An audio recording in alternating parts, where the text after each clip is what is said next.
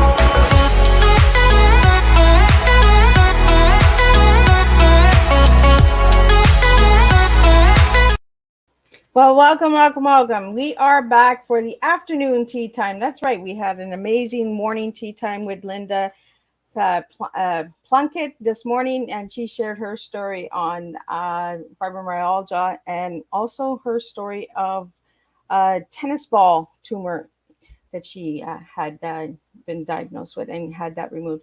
So now we're going to get into some life coaching, relationship coach, hypnotist, practitioner, and I got the beautiful Brooke Kekos in the back, who is sitting patiently in the back. So we're just going to do the disclaimer, all that good stuff, and get this tea time rolling so we can have a nice strong cup of tea from Brooke.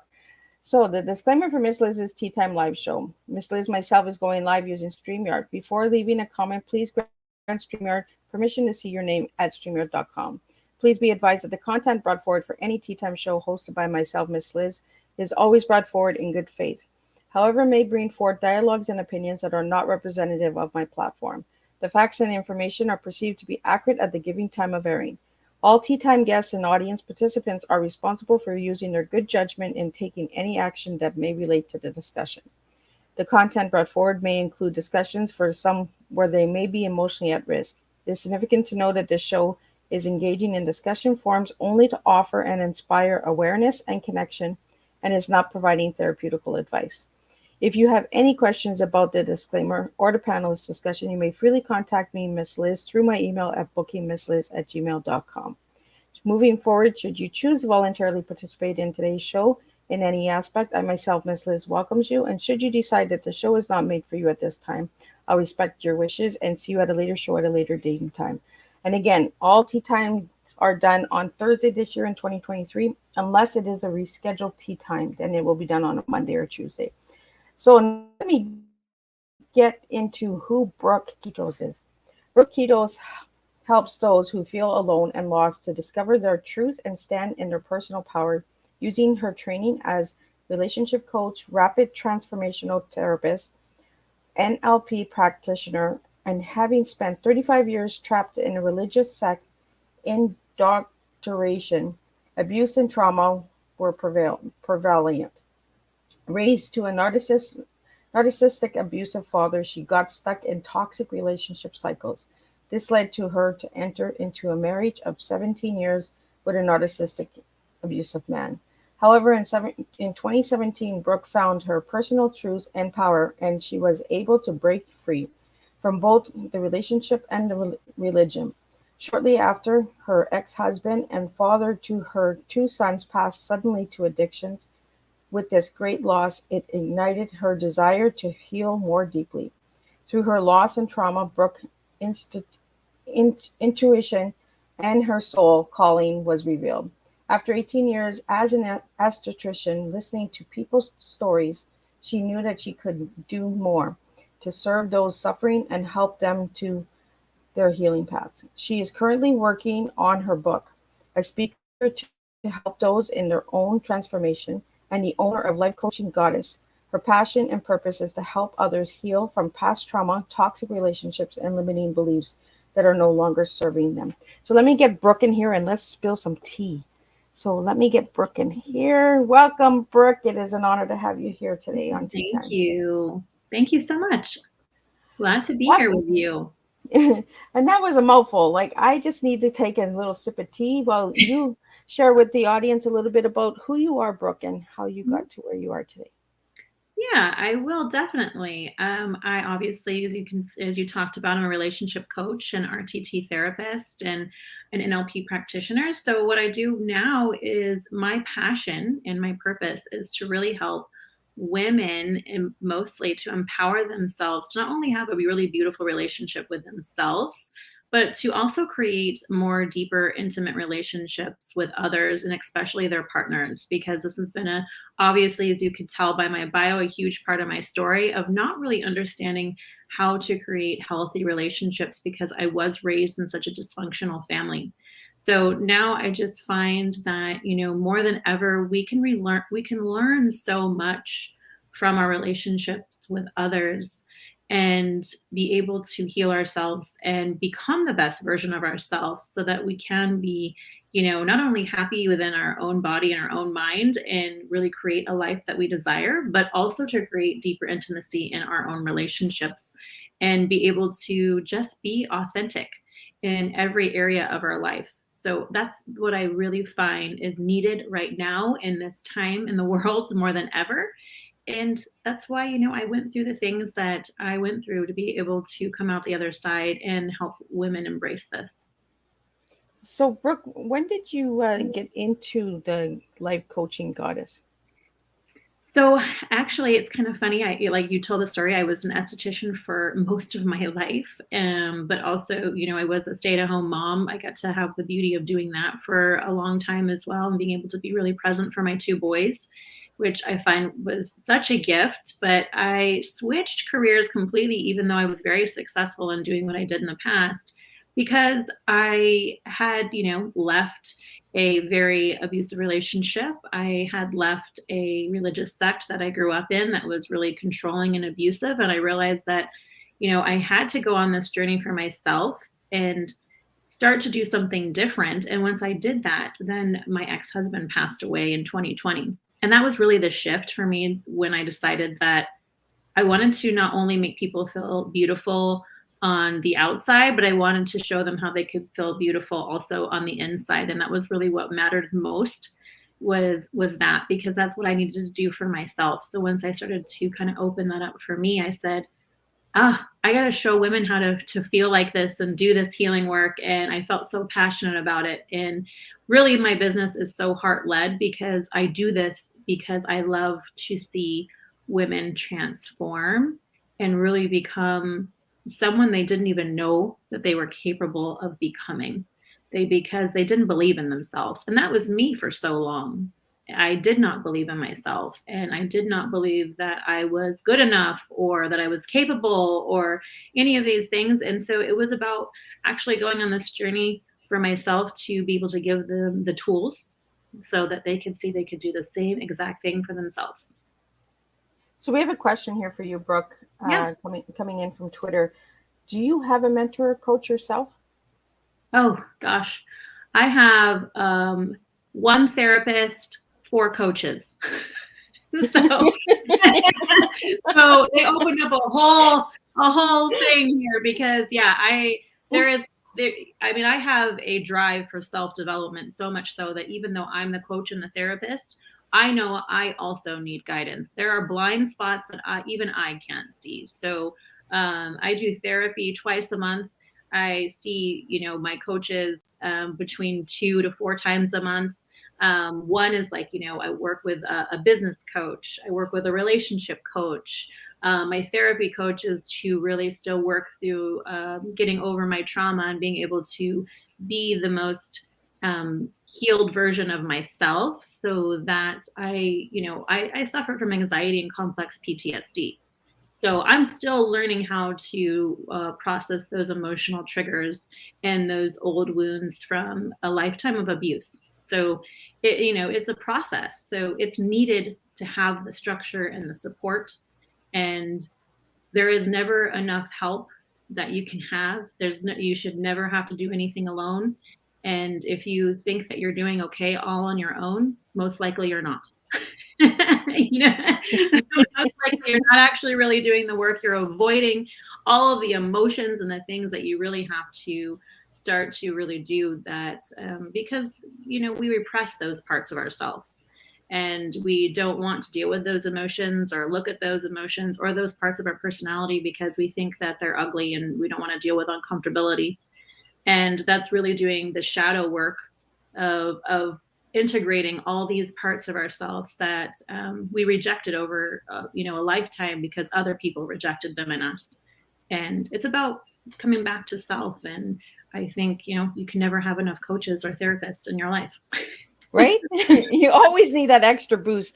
And your story really resonates with me because I come from an abusive relationship too. My ex-husband was very abusive. And so I resonate with your story really, really, really heart to heart. And I understand where you're coming from with the narcissist, because the narcissist is a really hard abuse to get over, right? Yeah, it plays with the mind, right? It really messes with the mind psychologically. I lived a lifetime of being gaslit, and my father was obviously dysfunctional as well with that, and very much a narcissist. And it was the belief of no matter what I did, I could never be good enough. And it was that connection of if I wasn't achieving, then I was worthless. And then it was also a lot to do with the religious sect that I was in, because we had to act a certain way and be a certain way. And if we were not, we were shunned, rejected, and ultimately abandoned. And when I left that place, I was abandoned, right? I didn't have friends. I lost every friend I'd ever known since childhood. I lost my family. I have no communication with my parents currently and anybody that is still in that religious sect. So I had a lot of loss in my life. And then it became, I had to feel very defensive over myself because there was so much hurt and so much pain. And I think, that's why the abuse there, it can psychologically really mess with your mind and make you feel like, I don't even know why if I want to be here anymore, because what's the purpose, right? I lost all of these people that I thought were going to love me forever. And then all of a sudden they didn't. They just abandoned me over a belief system. And that was really hard for me to accept. Sometimes I kind of even shocked myself that I was able to get up and keep going every day. But I do know that my boys made me want to get up and be better, and do for them. Let me get a little emotional here. I'm sorry. That's okay. On tea time, you're allowed to cry. Because if I don't know, if I would still be here if my boys hadn't been in the picture. And that's, obviously just being truthful, because when you have loss like that, it's the pain and the suffering of feeling that abandonment is so raw and so deep. And I had to just recognize, these boys deserve the best version of a mom that I can give them. And it just kept me going. It kept me saying, I got to get up. I got to do this. I need to go do the therapy. I need to go and, get better so that I can be better for them. And that's always been my biggest drive. So it's they healed me in ways they don't even realize. It's been which is the beautiful thing about it. But now I'm like, okay, I've done this. I've come from the bottom. I hit rock bottom, and now if I can get through these things, there's just so much more that I'm capable of, and so much more that other people that have probably been through very similar things are capable of, and they just haven't grasped it yet. Do you feel that as a mother, because you have children, I have children too, for me, it was my children as well that just kept me pushing. But what was that last straw that just said, you know what, these people don't have my back. I got to get out of here and save my back. So what was it for you?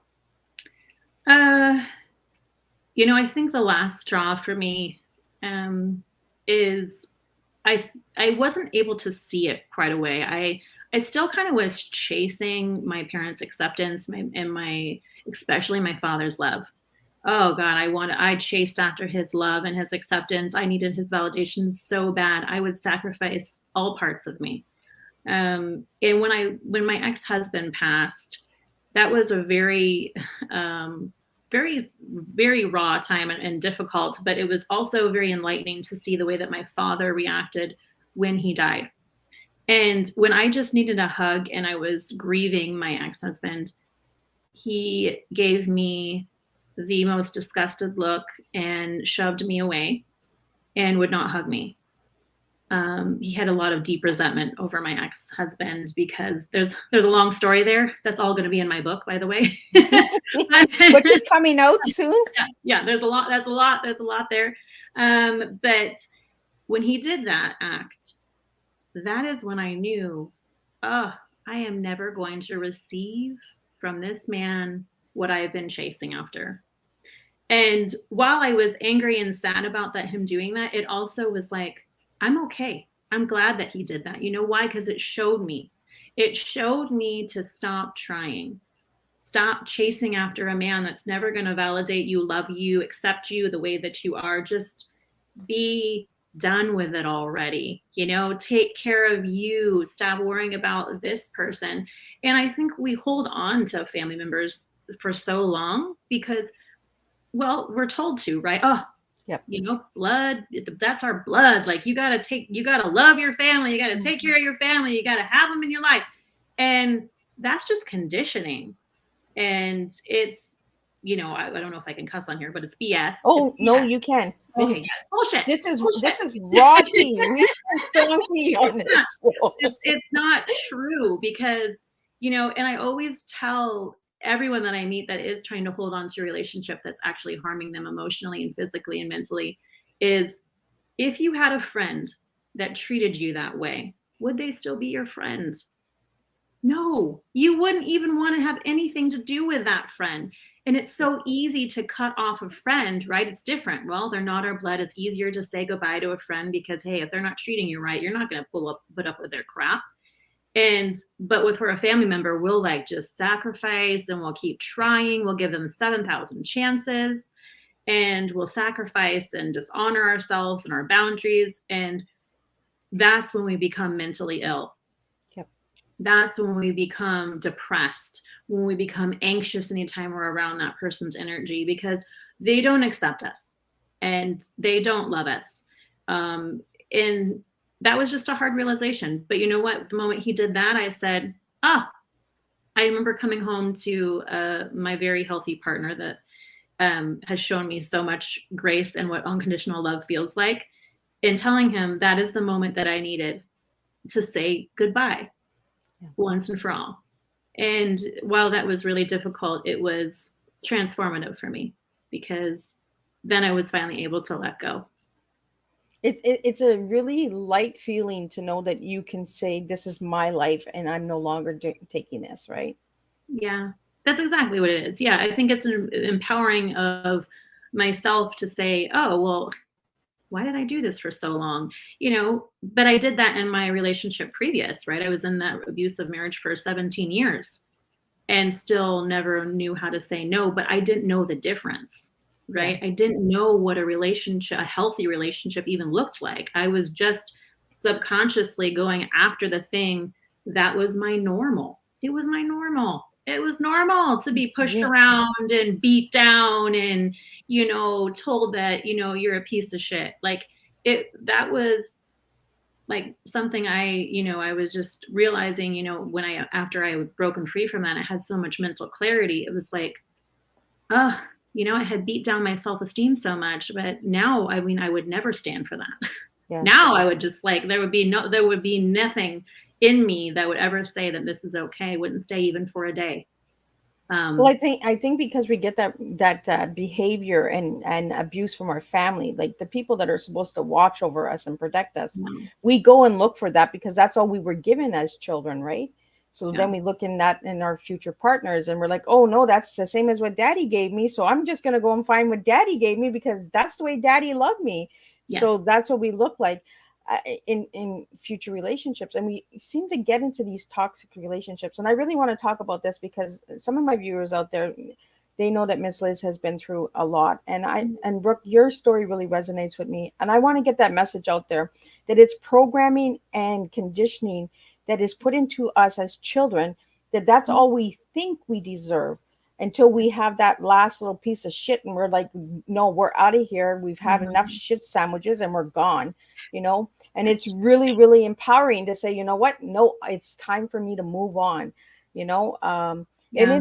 it's very hard when it's family, especially when it's your parents, because it's that ultimate betrayal, right? The people who have brought you into the world are the ones who betray you. So it's really, really hard. So I want to get into, you got into life coaching and relationships and all of that.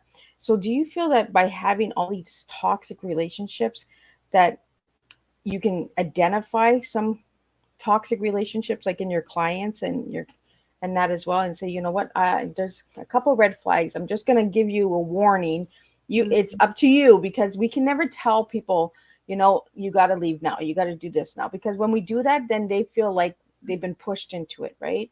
Yeah. And Exactly. No, I totally agree with you because I actually never tell anybody to ever leave the partner they're with. I teach them really to understand and heal the relationship they have with themselves first. Because what happens is when they are searching for that and they're realizing that something is wrong, I know for myself, I mean, I couldn't see it. We talk about that programming and that conditioning. I couldn't see that I was actually in a harmful relationship. Yet I was being tortured, and so sad and unhappy and all of these other things. But I never would ever say, oh my God, something's wrong. I need to dig deeper because it was my normal. And so I seeked that same chemical addiction, high and low of the relationship.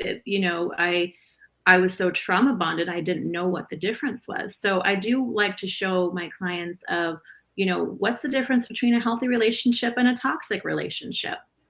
That and really helping them see the different dynamics, helping them to see, okay, well, what do you want? What do you deserve? And helping them learn what boundaries are and what they can do to become the most confident self for themselves so that they feel empowered to either, one, change and get out of the relationship, or two, start to, have the big discussions or ask the questions or start to say, we need to work on our relationship and recognize what's going on here. And a very, very abusive partner could be much different, but there are just some scenarios where there's toxic behavior and arguments and repetitive things that are coming up because of past wounds or past trauma, that these couples are not really aware of what's really going on and they're shut down. They're not able to have the raw and vulnerable conversations. So I do really have a good way of being able to know and help guide my clients through the difference, right? What's the difference? Because I want to create more deeper, intimate relationships for them as well.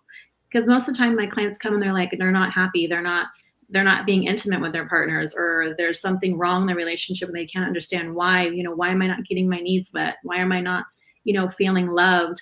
And a lot of the times it's their own wounds. It's their own things from the past, their old stories of, oh my God, why am I not getting attention? And why don't I feel important? Because it's stories from the past where they never felt like they were important, or something that happened in their childhood, or they had a very toxic relationship with a parent that was very dysfunctional. And we kind of go from the bottom. I always say it's the bottom up approach. Okay, let's start from the childhood, what went on there, and let's go through this process to dive deeper. so I want to ask you this question, Brooke. What's the difference between relationship coaching and therapy? So relationship coaching is more of, let's be goal oriented. Okay. Let's really work through what's really happening, what's going on, and digging deeper. And I really use my NLP background to really dive deep into what is the language and the communication style of my clients. And then understanding how that may be being interpreted to their partner or to Okay. people around them. So to help them understand that a little bit more. The therapy that I do, RTT therapy, is really being able to access those subconscious parts of them their past events, their trauma, their wounds, and being able to rewire the mind to be more free of it, to understand themselves more so they can become more consciously aware of how they're sabotaging themselves, how they're holding themselves back, and being able to really embrace this new way of life. And it empowers them to want to step forward and move forward on their journey. So for people that don't know what NLP is, yeah, I'm saying it right, NLP, could you tell us a little bit what it is? So that's neuro-linguistic programming. Okay. And that's basically kind of the language that we use and how we access these parts of us that we're not really understanding what the programming is, or the conditioning of that part of our brain that really operates the majority of our life, about 90% of it. So everything that we've learned since childhood is when we were most impressed with that language or the models or the systems that we believe in, our belief system, you know. And for me, it's like we talked about the programming of, you know, searching out for the toxic relationships because that's all we knew. It's because in childhood, that's all I saw was this toxic relationship between my mother and my father and the way that he treated her. And so I thought that was normal. You know, I thought it was normal to demean the woman and to, you know, make her feel less than, and, you know, keep her in line and be, you know, stern and authoritarian. And like, you know, I thought that was normal. I thought I was supposed to be in perfect subjection, you know, and that's kind of what it is. It's finding out what is going on in the background of the programming and the conditioning of the mind. We have a question here. A viewer would like to know more about the introduction, the religion sector. Yeah. My tongue is all twisted here. Indoctrination. So they would like to know more about the religion. How do you know when you're being controlled by a religion? Well, there is actually a model out there. I think his name is Stephen Hussein. I can't remember his exact name, but and he basically talks about the cult model of when you know you're being highly controlled in an abusive religion. And if it fits that model, you can pretty much say that you're being controlled. But for me, the control system was first you had to act a certain way. Otherwise, you were shunned or rejected. You know, and then I did sin as a young child. I had sex before marriage. And I ended up what they call getting disfellowshipped. So what happens with that is you basically go in front of 3 elders and you confess your sin, and they have to know all of the details, and they ask you, you know, really intimate questions that you're just like, why am I having to answer this? And it's very humiliating, to be honest. It's very shameful. It's very traumatic for me. And then you get disfellowshipped if they don't believe that you're repentant, or they feel like God did not, you know, believe that you're repentant. And I ended up spending a whole year of my 16-year-old life being disfellowshipped. So I would go to the church and I would be shamed. No one would look at me. No one could talk to me. So I didn't have any friends for that year until I was brought back into the religion when they thought that I was repentant. And that was a very difficult year for me. And I have had since to go back through therapy to kind of process that trauma, because it was, I felt very alone. I felt very rejected. There was so much shame and guilt in that story. But part of being controlled in a religion is when someone tells you what you have to do or you're going to die, or if the belief is that you cannot look at any outside sources, they only will make you read yours. Like they're telling you, you know, that you basically cannot think for yourself. You have to listen to everything that they say. Then you're being controlled. You're being brainwashed. You're being told to live a certain way, do a certain thing, and that God will literally kill you. That was basically the gist of the message. If you don't do this, then God's going to kill you at the end of the world, Armageddon, and you're not going to live. And so there was fear-based. And these type of religious sects that are fear-based are that they're controlling you. It's controlling the masses. It's wanting to use fear as a tactic. So how did you get over that, Brooke? Oh, you know, it was pretty terrifying, actually. My husband at the time, when we were in the middle of divorce, he was the one that actually found out that the religion was a sham to begin with. He started doing his own research, and Australia actually had some cases going on of the Royal Commission with this religion, because there was a bunch of child sexual abuse cases that were handled wrong.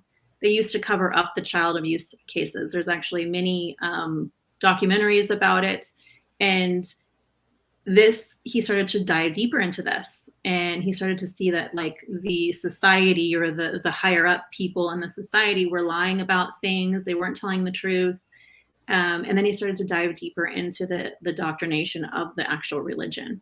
And he saw that there was things that did not add up with history and what other Bibles said. And he just realized, this was nothing about this is truth. And we've been lied to our whole entire lives. And I didn't believe him at first. I had crazy amount of cognitive dissonance. I was like, there is no way. I told him he was crazy. And we're actually preached and brainwashed to believe that these people that actually say these things, that it's not truth, are like from the devil. They've been, taken over by a demon, and they're Satan's spawn. And like, so I literally was like, oh my God, you've been possessed. I'm like, we have to do an exorcism on you. Yeah. So they had me so programmed that I literally did the exact reaction that I was taught to do. Wow. And so I was like beside myself, because I was like, oh my God, how could you ever say that? I was just I couldn't believe it. And so I did not believe him at first. We fought about it so much so that it really did break. The marriage needed to be over anyway, but it really did. It was like the end all be all, because he ended up, just, it was too much. And I finally said, I'm done. Like, I can't do this anymore. Yeah. And I immediately regretted that, because when you break up with someone that you've had a trauma bond with so long, it's like coming off of a drug. So it's like the pain and the anguish of going through that process is a lot. But back to the religion, when he told me that was a sham, that was when I started to really question things. And I started doing my own research. I started to not listen to, you can't look at anything outside this religion. And I started doing my own research and learning for myself and standing in my own, like, okay, well, you know what, maybe I do need to check out these beliefs and see what is really the truth and what's really not, because that's what they call it. They call it the truth. They want to make you believe that's the truth. And it was so far from the truth that, I find it funny to even say that word. We have a question here for you. Do you trust any faith now? It's funny, people, I hate to talk religion. I'll be honest. I had a very difficult time with religion after, and I was very mad at God. I didn't even believe in God for a while. But until I had, I had a spiritual awakening in 2020 when my ex died, and I had deep grief and all of these things. I started to realize that it's not about religion. Religion was made by man, and that's what I believe. I believe religion was made by man to control the masses, tell us what to do, use fear to control us, and that's just my belief. And nobody has to resonate with that or not. But when I had this spiritual awakening, I did feel very connected to something very divine and a higher power, and I knew that this was just my journey, part of my journey, to be able to speak up about this, because so many people are being controlled and they're unaware of it, because it's become part of who they are. It's their belief system that they've taken on that's really not theirs. And being able to come into that space of saying, but to answer the question, I don't necessarily believe in religion. I believe in spirituality. I believe being connected to something that's higher than you. But it is also the fact that we have this human journey to just be good people, just judgment is not love. Separation is not love.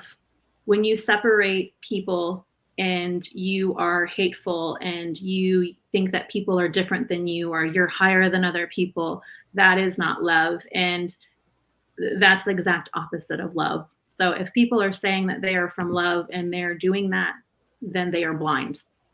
They haven't really. That kind of scares me, that statement. I'm coming to you from love. Like, I'm just like, as soon as I hear the word love, I'm like, I'm running, like, I'm gone. Like, I'm out of here. Like, I'm not doing this. Like, maybe we need to do some work together. Right? And yeah, it's like, got some trauma there. That's like the word obey. The word obey gets to me too. I'm like, I know that's not happening. Not with this woman. No, Yes.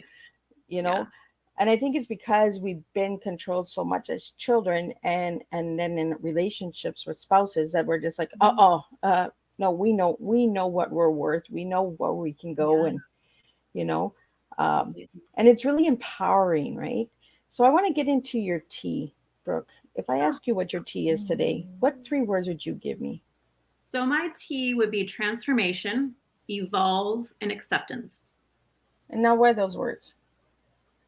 So transformation is something that I feel like that I have had to take on in my own journey. And when I think about this, it's like the phoenix rising from the ashes, this morphing of a butterfly, like being able to go within oneself and learn what transformation really is and what that really means, because I had to completely change my identity and who I was, my belief system.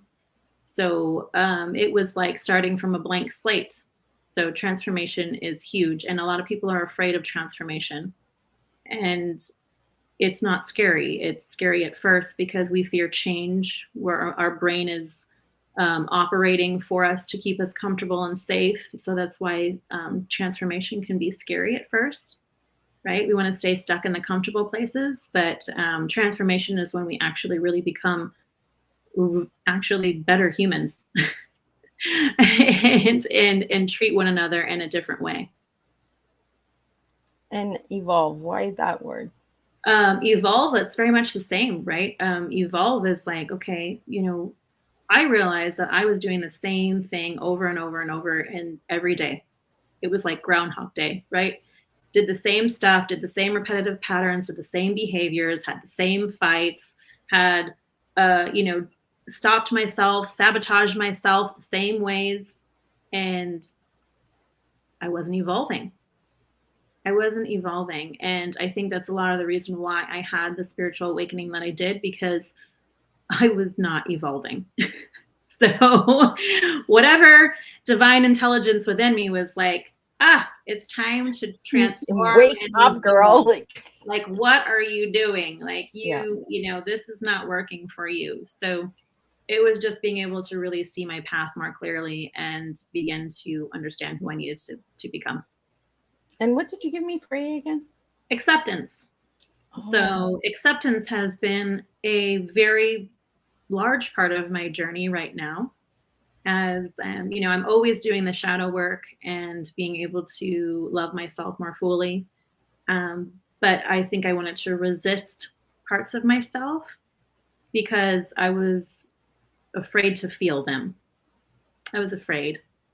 And the more that I've accepted that these are parts of me, that they came in my existence for a reason, that I've been able to accept myself more fully and love myself greater, and know that I am worthy.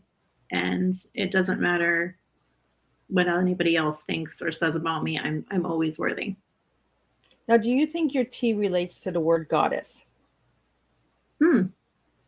Yeah, I would say so. So why the word goddess? What is it about the goddess? So, I think it's funny because when I started this business, I didn't really necessarily know why the goddess came in so much for me. Just intuitively, I became a very intuitive person. I always had been, but my intuition was opened up so much more as I began to heal. The goddess just kind of came through because it was like I had been operating in that masculine energy for so long that it was like me embracing that inner goddess that was always within me, which is really that divine feminine energy that is there for us to embrace and evolve with, because it is like this softness and this compassion for self and this grace, but it's also very powerful. It's like being able to be in the flow of life and like when you're more in joy and happiness and contentment with who you are, and you actually are knowing and loving yourself more, you can tap into that inner potential, that goddess, because you are just so in touch with your own sexuality, your own feminine nature, and this new love of yourself is just, it's empowering. And you just said something really important. The word goddess, it is our sexuality, right? We should be proud of who we are and the individuality of ourselves. You know, we're programmed and conditioned to not understanding our bodies when we should be understanding our bodies. So we know what our bodies like and what they don't like, right? In relationships as well. So do you do any of that with your therapy for a relationship coach, like understanding the body? Oh, most definitely, because that's it. I do a very holistic approach, right? It's mental, physical, it's spiritual, it's emotional, right? It's like all of these facets of being able to understand yourself more deeply, because it is so important for not only you to embrace your sexuality, but that is like your creation, that is your creativity, that is your spark, your passion in life. And if you're not tapped into that, you're dull, you're lifeless, you're depressed, you're anxious, you're all of these other things. And so I want you to be able to tap into that. I want you to be able to actually feel that and embrace it and be with it, because it is so powerful. And it's about really healing that body and mind connection, because I was very disconnected from my body for so many years because of rejection and abandonment, and having some very deep wounds since childhood of the abuse. So I didn't really connect with my body. And I ended up using my body actually in not a good way, because I was hypersexual just to get my needs met. Like that was, I define sex as love. Like if I'm not having that, I'm not getting love. And so it was the opposite of what you really want to create. But for some women, they just completely shut down, and then they like, whoa, I'm not going to be intimate, right? And then they're not really tapping into that. So for me, it was being able to say, okay, I need to connect with this body more deeply. I need to heal my nervous system, because of a lifetime of being in fight or flight was so harmful for me, or I'm going to create this disease in my body. I knew that I had to stop living the way that I was, or it was going to result in physical manifestations of not taking care of myself. I really like that statement, the nervous system, fly or flight, you know, because our body does, the nerves talks to us, right? The energies and our bodies talk to us. And I think a lot of us who have gone through any form of trauma goes to the spirituality instead of the religion, because we kind of feel more at free. Because if you talk to a lot of survivors who have gone through any form of trauma or any form of abuse as your clients, I'm sure they all say, I prefer to be spiritual than, you know, religion based. And I'm not here knocking religion, so don't come at me. I'm not, but I'm a very spiritual person too, because I feel like you, it's man-made, and it's to put fear into us, and it's to, you know, respect these conditions, respect these scriptures, respect this, respect that, but they don't respect us in return, you know. So that's a double standard for me, and I'm just like, I'll do the spirituality instead of the religion, you know. I do worship, and I do, you know, feel that energy and all of that as well. But when it comes to somebody saying you need to do this, you need to do, I'm just like, yeah, no, I'm out of here. Like, well, when we've been controlled, I know for me, like I am the opposite. And it's funny, because even as a young girl, anytime I was trying to be controlled, I never would stand for it. I always was rebellious, because control was not something that I liked. And it's funny that I even stayed in that religion as long as I did, because it was so controlling, but I just wanted to be accepted. And that's really our deep human need, is to be accepted. So we will transform and become a chameleon just to be accepted, right? And, you know, I recognize that's why I did it. And I don't knock religion either. Honestly, whatever makes people happy, you go do you, right? Exactly. I don't even judge people that are in the religion that I left. I just say, you know what, if that's what makes them happy and they're at peace with their life, then I give more power to them. Right. I just know it wasn't for me. And that's okay. Does it make it right that they shun people and, abandon people? No, it's not. But you know what? It's something I can't change. And that was Yeah. something I had to learn, is like, you cannot change your external circumstances. It's like, you can only change yourself and move forward on your own journey. And if they don't accept you, then that's okay. So we have a question here. Mhm. Have you ever spoken about the religion in public? Yes. Besides podcasts? Like, what do you think they mean? Like on podiums or? Like on a conference or seminar? I definitely have done it on summits. Yes. So I have spoken about the religion, very much so. And I'm not, like I said, I'm not against the religion, but I am against anything that is controlling and is harmful mentally and emotionally to people, because one, I have to stand up for what is right, and that's not right. And most of the people that leave the religious sect that I was in, or cult, it really is a cult, is they do not know how to function in society, and there is a very high suicide rate. And there's a lot of people that do not want to lose their families, so they will be physically in the religion but mentally out, because they are so afraid of leaving it and what that would do to their lives. And that's when I draw the line and say, you know what? That's not okay. No one should have to feel that fear. No one should have to live a life like that, because that's not true happiness, and that's just a waste of your time here. So is that what got you into hypnotist? Become a hypnotist? Because you talk about the mind a lot, mm-hmm. and the freedom and understanding. And when you get hypnotized, you're kind of releasing in some form, correct? Yeah. So when you're in that brainwave, which we're in that brainwave all the time throughout the day, we just don't realize it. What it is about being able to journey into what you're programming, what you really actually think about yourself and others, or the trauma or the belief system, and being able to not only be free to allow the emotion to come up because the defense mechanisms are down, right? It's really about being able to let the defense mechanisms come down so that you can actually see yourself with more clarity and really understand yourself more deeply, so that you can change the things that are limiting you from living your best life. And because there's always a root for everything. So if you have anxiety, there's a root cause, there is a reason, there's a story within your subconscious. And I was shown very early on how the brain worked, how it operated, with my awakening process, to be able to not only help myself, but to do the work that I am doing. So it's enlightening. It's a way that you get to understand yourself. And when you discipline your mind, I mean, that's really your strongest muscle of your whole entire body.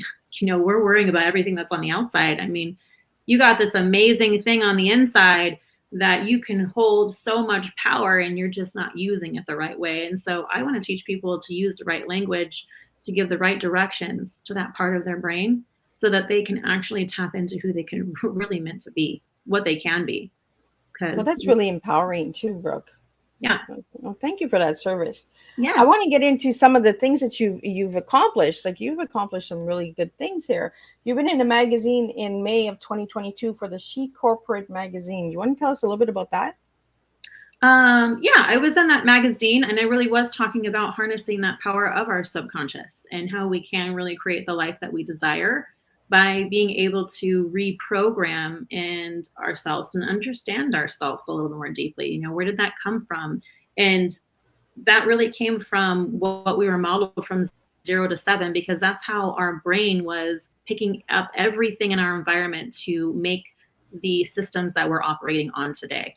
And that is, what I really talked about in that. I also am in Brains magazine, which I do, some articles in there, and I really talk about more deeply about the work that I do, because it is so important to use our voice in these places, because the more that we use that, the more change, or somebody's going to pick up something, or they're going to resonate with something that I said, and it's going to put a light bulb on for them. And they're like, oh my God, maybe I need to dig deeper into that. Maybe that's something that can help me in my own life. And that's really why I do what I do. Well, thank you so much for that. I didn't find that one. I'm going to have to look for that one. So I want to get into, all my guests get asked this question, your favorite color and their one word to describe them, who they are as an individual. So I want to get into your favorite color. You picked hot pink. And if you notice, Miss Liz is wearing pink. So I want to know why hot pink. I don't know why. I think hot pink is like so fun and just like so vibrant. And every time I feel a hot pink, I don't know what it is, but I feel like just like my most fun self and like sexy. And I'm like, oh, I'm in my hot pink. Like, you know, I can be this fun little character. And so I don't know. It's just something about hot pink that is just like my color. I know it's so typical, right? I'm a girl. Okay, you like pink, but it's not just regular pink. It's hot pink. No, it's not just pink. It's hot pink. Yes, exactly. And the word that you gave me to describe yourself is intuitive? Intuitive. Mm-hmm. Yes. So do you want to share a little bit why that word? Well, I think that's a gift. I think it's a gift that I have in the intuitive nature of being able to, one, read other people's energy and know exactly how they're feeling without them even having to say a word. Intuitively being able to understand the next direction that I need to go, and being able to just use that intuition for empowering myself, but also helping others heal as well. So, and I think that's a gift in itself. So Brooke, any final words for any survivors out there that might be listening to this podcast or might get this podcast through a friend? What message would you have for them? Oh, survivors of abuse. You know, first of all, my heart goes out to you because I know exactly what it feels like. I know the pain and the suffering that it comes with, but that also there is a different side to this. You don't have to identify with your trauma. You don't have to identify with the abuse. You don't have to stay in the victim consciousness of, oh, poor me, I had all this abuse. And you can actually rise above that. And you actually can tap into this other part of you that can shift it and use that lesson, that learning, that experience in your life and use it for good and purpose. And yeah. No, continue on. No, that's it. That's it. I lost like, no, I'm not. So you also have a Facebook group. Is that a private group or is that a public group? I do have a Facebook group. It's called Warrior Goddesses. And I do have that. That is public. So if anybody ever wanted to be a part of that, they definitely can go and look that up and find me. And you have a book that you're working on, or is it coming out? What stages are you in for the book? I am actually in the editing stage right now. Which is a pretty big deal. And it's funny because I've actually had this book done for a little bit, but I was avoiding it because we avoid things that make us uncomfortable. And I was avoid editing it because I knew it was going to bring back up some emotions and some things. But you know what? I was ready for it. I'm now prepared for that. So I'm working through it and being able to really get it to a space where I plan on hopefully publishing it this year with a publisher. So awesome. So we'll look forward to that. Brooke, you keep me updated with that. So as soon as your book comes out, we'll get the link up there. We'll put it out on Facebook for you, on Miss Liz's. Thank you.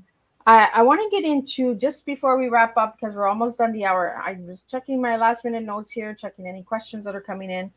We do have a question here. We have a 16-year-old girl who would like to know about your I can't say the word. The field that you used to work in. Yeah. Yeah. What does she want to know about it? She wants to know, how long did it take for you in school to get in? So I went to school. It took me about a year. And then I actually ended up going back to school and I got my laser license so that I could do medical procedures for laser and other things. So in the field, in the esthetician field. So probably overall, it took me maybe a year and a half if you did both of those things. So yeah, it can be pretty quickly. So it's pretty, so 2 years in school and then you got it? Yeah. Yep. Oh, that's awesome. And she's 16. So she's probably looking into fields like coming out of school, right? I love it. Yeah. Well, estheticians, it's a fun job. And if you like to be hands-on and you like to make people feel good, it's a great job. I mean, I still love doing it. I still do it for my friends because, sometimes it's just like it's just a thing that I enjoy doing. So it's not my career anymore, but I still love doing it. And if anybody would like to reach you for any of your services, how can they reach you? So they can go to lifecoachinggoddess.com. I'm also on Instagram, TikTok, Facebook. I mean, I'm pretty much everywhere right now. So yeah, you can definitely reach out to me, or you can just, email me. I would love to hear from you, Brooke Kekos at lifecoachinggoddess.com. And do you have any workshops or any events coming up in the future? I actually am starting a women's coaching program tonight. So I am doing it's called Rewrite Your Life. So I'm going to be doing that here now, and then I'm going to be doing it again in the fall. And it's really about being able to transform these women in just a matter of 8 weeks to really understand their brain and their belief system and be able to transform that and rewire that for themselves and to heal parts of themselves that they have not been able to. So is that going to be a virtual or in-person event? It's a virtual. Mm-hmm. And can anybody sign up for that? Yeah, anybody can sign up for that. So it's not like just women, men can sign up as well? Men can sign up too. Yeah. I've never had men in my group before, but I mean, I do not welcome it. They're always welcome. So where can they find that? They can find that on your website on how to register for that? So they would have to email me personally. Oh, okay. Yep. So anybody that wants to join the 8-week course, email Brooke. Yes. So I want to really thank you, Brooke, for joining me today and sharing your story. It really resonates.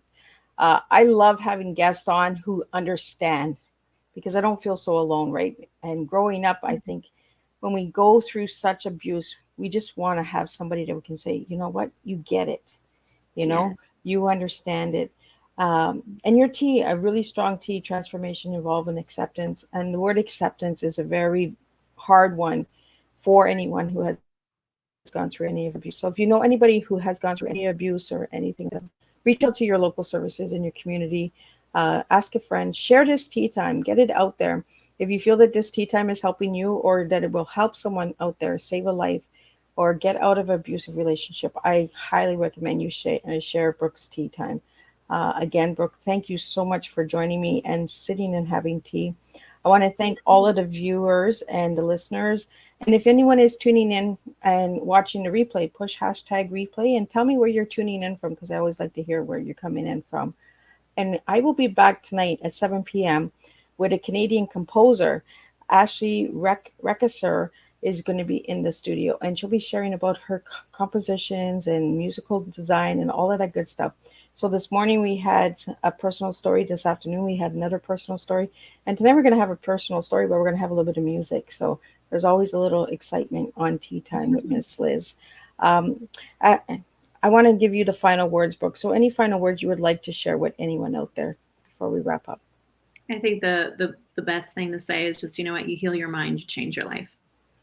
Thank you so much. And thank you all. And I will see you guys tonight at 7 p.m. Eastern Standard Time for the last Tea Time of Thursday. And I will be back next Thursday with 3 new guests, 3 new flavors. And that's how we work on Tea Time. We bring different flavors and different teas with the TEA. And as you can see, all the guests have shared their teas. So we don't serve a beverage. We serve life stories here on Tea Time. So I'll see everyone tonight at 7 p.m. Eastern Standard Time. Don't forget to tune in.